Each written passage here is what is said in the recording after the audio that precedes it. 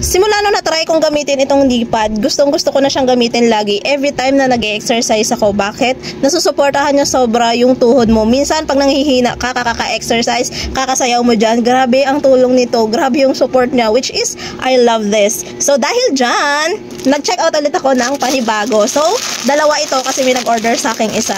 Tadan! O, diba?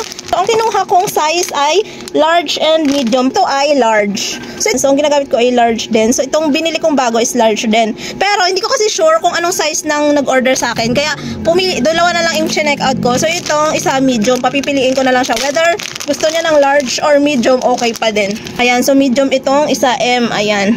So, ganyan siya, guys. So, ang difference nilang dalawa, tingnan natin. Ayan, malaki lang onte yung large. Ayan, oh.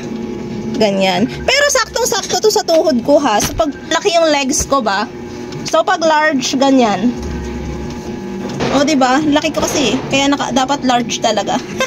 So, kung ikaw mahilig ka din mag-exercise, mahilig kang mag-biking, ganyan, mag-hiking, o di naman kaya mag-workout, o di naman kaya mag-zumba, ayan, perfect to guys sa inyo para suportahan yung tuhod nyo. Ay, good quality talaga siya.